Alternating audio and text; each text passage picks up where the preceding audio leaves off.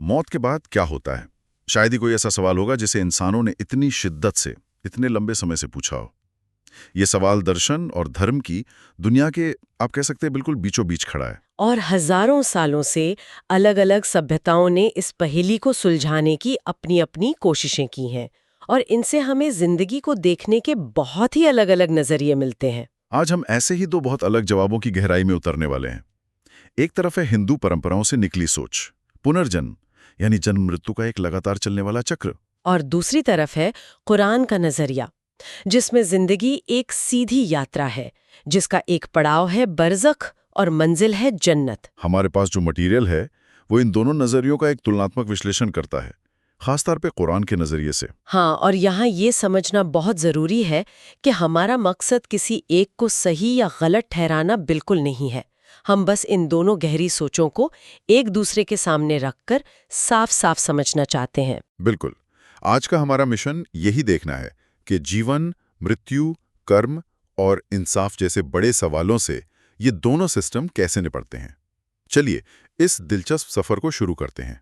तो सबसे पहले पुनर्जन्म की सोच को पकड़ते हैं। जो लेख हमने पढ़े हैं उनके मुताबिक इसका सीधा साधा आइडिया ये है कि आत्मा एक शरीर के खत्म होने के बाद दूसरा शरीर ले लेती है। हम्म। ये जो जन्म मृत्यु का पहिया है, जिसे संसार कहते हैं, ये घूमता रहता है। और ये तब तक घूमता है जब तक आत्मा को मोक्ष न मिल जाए, मतलब इस पहिए से पूरी तरह आजादी। और अगला जन्म कैसा होगा, इंसान का, जानवर का, अमीर या गरीब, ये सब आपके कर्म तय करते हैं। अच्छा, तो पिछले जन्म के कर्मों का हिसाब अगले जन्म में चुकता होता है। ये एक तरह का, कह सकते हैं, कॉस्मिक बैलेंसिंग एक्ट है जो कई जन्मों तक चलता है। कई जन्मों तक चलने वाला एक सुधार का मौका। बिल्कुल। इसके ठीक उलट कुरान में एक बिल्कुल अलग तस्वीर मिलती है, जिसे बरज़ख कहा जाता है। ये शब्द ही अपने आप में काफी अनोखा है। हाँ, बरज़ख का अरबी में मतलब होता है आड़ या पर्दा।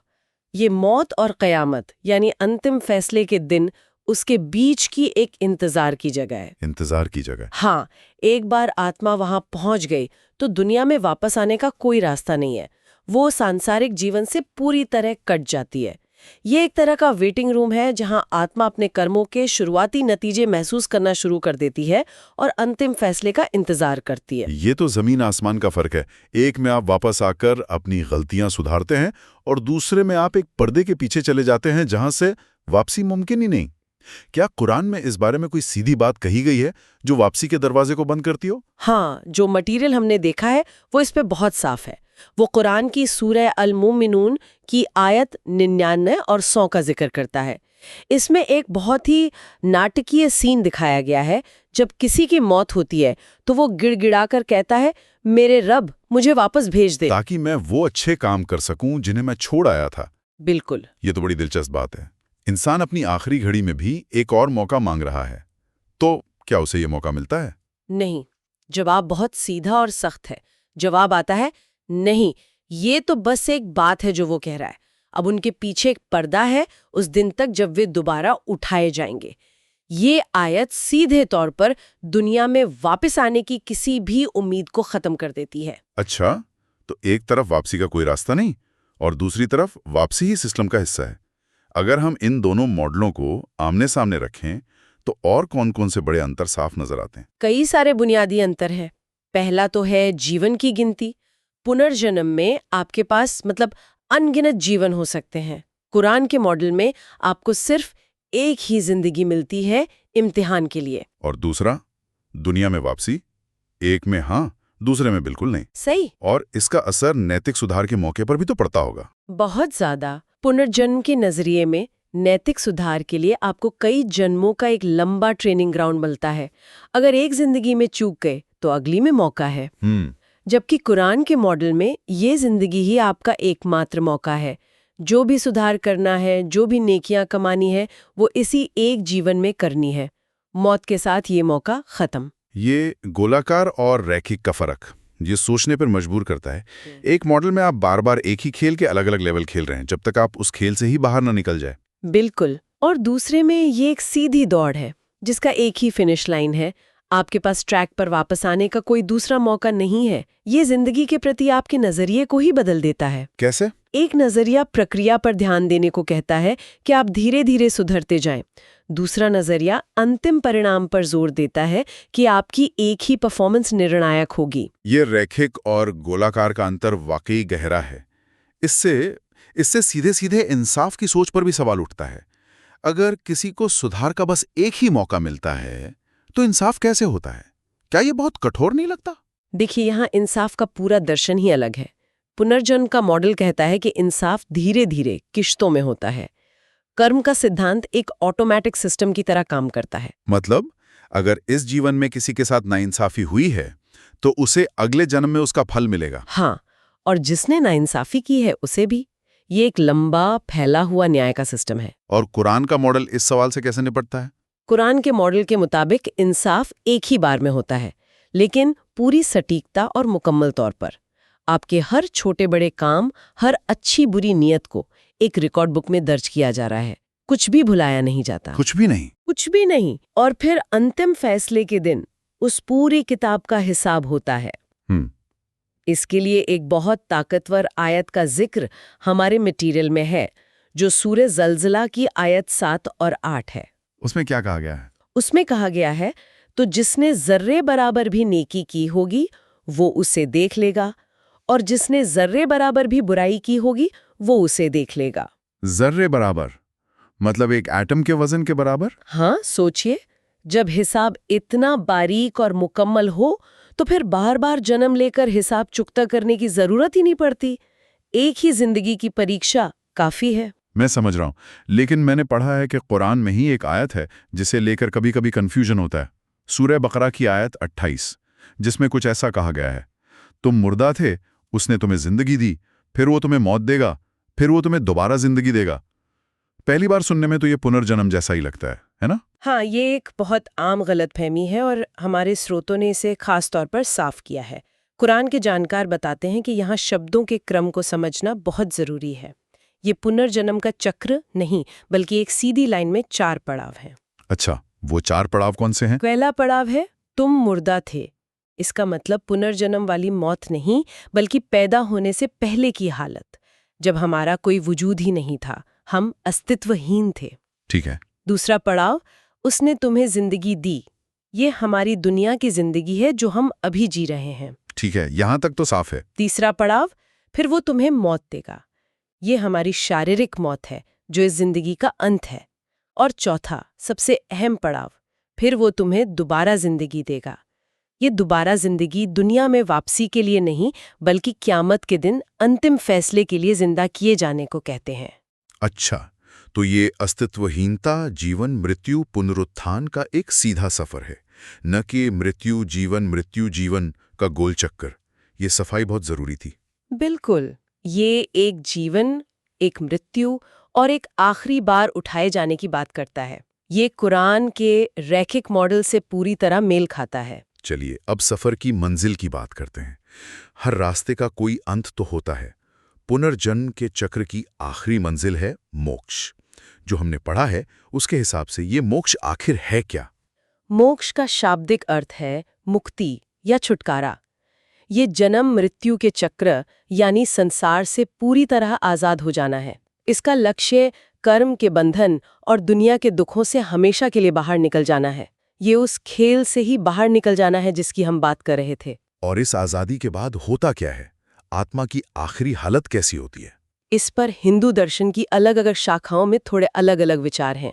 जैसे अद्वैत वेदांत दर्शन इसे ऐसे समझाता है जैसे एक नदी का सागर में मिल जाना। नदी का सागर में मिलना परम सत्य यानी ब्रह्म में विलीन हो जाती है। वहीं कुछ दूसरी शाखाएं मानती है कि आत्मा ईश्वर के साथ रहती है पर अपनी अलग पहचान बनाए रखती है। लेकिन मूल बात यही है कि ये दुनियावी अस्तित्व से परे की एक अवस्था है। और इसके सामने कुरान के मॉडल में जो आखिरी मंजिल है वो जन्नत है। उसकी क्या खासियत है? जन्नत का मतलब है बाग या स्वर्ग। ये फैसले के दिन उन लोगों को मिलने वाला इनाम है जिन्होंने एक अच्छी और नेक जिंदगी गुजारी। यहाँ हमेशा की जिंदगी है, पूरा अमन चैन है, ईश्वर का साथ है और ऐसी खुशियां हैं जिनका हम अभी अंदाजा भी नहीं लगा सकते। हम्म। वहां मौत, दुख, तकलीफ या किसी भी तरह की नाइंसाफी का कोई नामो निशान नहीं है। यह एक सवाल उठता है, मोक्ष में तो पहचान के विलीन होने की बात है, जन्नत में व्यक्तिगत पहचान का क्या होता है? ये एक बहुत ही बुनियादी फर्क है। जन्नत में इंसान की अपनी व्यक्तिगत पहचान, उसकी यादें, उसका एहसास, सब कुछ हमेशा बाकी रहता है। वो विलीन नहीं होता, बल्कि एक बेहतर और पवित्र रूप में ईश्वर के साथ एक रिश्ता कायम रखता है। अच्छा। मटीरियल में कुरान की सूरत तौबा की आयत 72 का हवाला है, जिसमें जन्नत की तमाम नेमतों का जिक्र करने के बाद कहा गया है कि और अल्लाह की रजामंदी यानी प्रसन्नता इन सबसे बड़ी चीज है। इसका मतलब है कि सबसे बड़ा इनाम ईश्वर के साथ वो रिश्ता है जो पहचान के बिना मुमकिन नहीं। तो एक में लक्ष्य है परम सत्य में मिल जाना, जी और दूसरे में लक्ष्य है परम सत्य के साथ एक खुशनुमा रिश्ते में रहना। बिल्कुल यानी इनकी बनावट में भी एक बुनियादी फर्क है। बिल्कुल। अगर हम दोनों मंजिलों की तुलना करें तो कुछ बड़े अंतर साफ दिखते हैं। पहला तो यही पहचान का है। मोक्ष की कुछ धारणाओं में व्यक्तिगत पहचान का अंत हो जाता है, जबकि जन्नत में वो हमेशा कायम रहती है। और शरीर का क्या? मोक्ष तो एक तरह से शरीर से छुटकारा है ना।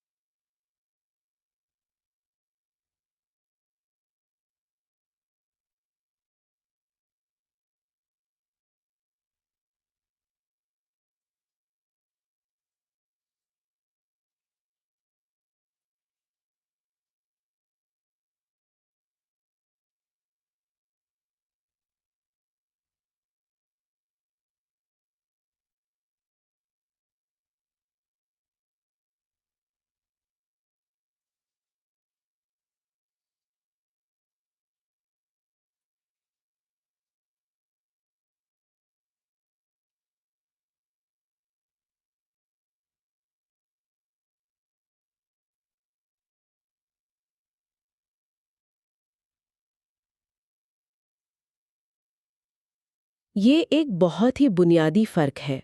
जन्नत में इंसान की अपनी व्यक्तिगत पहचान, उसकी यादें, उसका एहसास, सब कुछ हमेशा बाकी रहता है।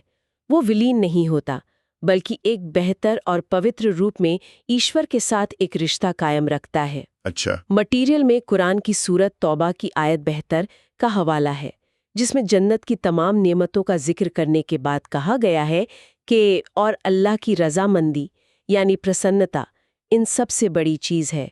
इसका मतलब है कि सबसे बड़ा इनाम ईश्वर के साथ वो रिश्ता है जो पहचान के बिना मुमकिन नहीं। तो एक में लक्ष्य है परम सत्य में मिल जाना, जी और दूसरे में लक्ष्य है परम सत्य के साथ एक खुशनुमा रिश्ते में रहना। बिल्कुल। अगर हम दोनों मंजिलों की तुलना करें तो कुछ बड़े अंतर साफ दिखते हैं। पहला तो यही पहचान का है। मोक्ष की कुछ धारणाओं में व्यक्तिगत पहचान का अंत हो जाता है, जबकि जन्नत में वो हमेशा कायम रहती है। और शरीर का क्या? मोक्ष तो एक तरह से शरीर से छुटकारा है ना। सही कहा। ये दूसरा बड़ा अंतर है। मोक्ष आमतौर पर शरीर और भौतिक दुनिया से परे जाने की बात करता है। ये एक अभौतिक अवस्था है। जबकि जन्नत की जो तस्वीर पेश की गई है उसमें एक नया, बेहतर और कभी न खत्म होने वाला शरीर मिलने की बात है। अच्छा। वो एक ऐसी हकीकत है जिसे महसूस किया जा सकता है, सिर्फ सोचा नहीं जा सकता। और इन अलग अलग मंजिलों तक पहुंचने के रास्ते भी तो अलग होंगे। हाँ, ये तीसरा फर्क है। मोक्ष का रास्ता अक्सर ज्ञान, मतलब ज्ञान योग, निस्वार्थ कर्म, ध्यान और वैराग्य पर जोर देता है। ये एक आत्म सुधार की यात्रा है। जबकि जन्नत का रास्ता ईश्वर में आस्था, नेक कर्मों और सबसे बढ़कर ईश्वर की दया और रहमत पर निर्भर करता है। यहाँ इंसान की कोशिश के साथ साथ ईश्वरीय कृपा एक अहम भूमिका निभाती है। तो अगर हम इस पूरी चर्चा का सार निकालें तो इन दोनों नजरियों के बीच सबसे गहरा वैचारिक अंतर क्या है जो एक लाइन में दोनों की सोच को अलग कर दे? सामने आता है, वो इसे बहुत खूबसूरती से बताता है। वो कहता है, मोक्ष अस्तित्व के चक्र से मुक्ति है, liberation from the existence cycle, जबकि जन्नत अस्तित्व के मकसद की पूर्ति है, fulfilment of the existence purpose. मुक्ति बनाम पूर्ति, इसे थोड़ा और खोलकर समझाएंगी? मतलब ये कि एक दर्शन इस दुनियावी जीवन और जन्म मृत्यु के चक्र को ही एक समस्या, एक बंधन के रूप में देखता है, जिससे बाहर निकलना ही आखिरी लक्ष्य है, यानी मुक्ति। जबकि दूसरा दर्शन इस दुनियावी जीवन को एक इम्तिहान, एक मकसद के तौर पर देखता है, जिसे सफलतापूर्वक पूरा करने पर एक इनाम मिलेगा, यानी उस मकसद की पूर्ति। तो एक में लक्ष्य चक्र से बाहर निकलना है और दूसरे में मंजिल तक पहुंचना है। ये सोच का एक बुनियादी फर्क है। वाह। तो आज हमने जीवन के बाद की दो बिल्कुल अलग अलग तस्वीरों को समझा। एक तरफ एक सीधी यात्रा है, एक जिंदगी, फिर बरज़ख नाम का एक इंतजार का दौर, फिर आखिरी फैसला, और इसके बाद जन्नत या जहन्नम की हमेशा की जिंदगी। और दूसरी तरफ एक गोल घूमती हुई यात्रा है, कई जन्म कर्म का एक ऑटोमेटिक कानून जो आपके अगले जन्म को तय करता है, और आखिरकार मोक्ष के जरिए उस पहिए से ही आजादी पा लेना। हमने ये भी देखा कि कैसे एक मॉडल में व्यक्तिगत पहचान को बचाए रखना सबसे जरूरी है, जबकि दूसरे की कुछ व्याख्याओं में परम सत्य के साथ एकाकार हो जाना ही अंतिम लक्ष्य है। बिल्कुल, एक में आपको एक ही निर्णायक इम्तिहान देना है और दूसरे में कई जन्मों तक चलने वाला एक लंबा ट्रेनिंग स्कूल है। दोनों ही सिस्टम इंसाफ और अंतिम नतीजे के अपने अपने तर्क और अपनी अपनी रूपरेखा पेश करते हैं। ये सारी बातचीत सुनने के बाद एक और गहरा सवाल मेरे मन में आ रहा है, जिस पर शायद हमारे श्रोता खुद सोच सकते हैं। हमने यात्रा और मंजिल की तुलना तो कर ली, लेकिन उस परम शक्ति की सोच में क्या अंतर है जिसके इर्द गिर्द ये सारे रास्ते बने हैं? यानी ब्रह्म की निराकार सर्वव्यापी अवधारणा और कुरान में बताई गई ईश्वर यानी अल्लाह की व्यक्तिगत संवाद करने वाली अवधारणा, इनकी आपस में तुलना कैसे की जा सकती है? और साथ ही ये भी कि खुद इन रास्तों की बुनियाद में क्या फर्क है। यानी संसार का चक्र जो एक प्राकृतिक नियम जैसा लगता है, और कुरान का सिरातुल मुस्तकीम यानी सीधा रास्ता जो एक नैतिक और दैवीय मार्गदर्शन पर आधारित है। इन दोनों के दार्शनिक आधार में और क्या भिन्नताएं हो सकती हैं, ये वो सवाल हैं जो हमें इन नज़रियों को और भी गहराई से समझने की तरफ ले जाते हैं।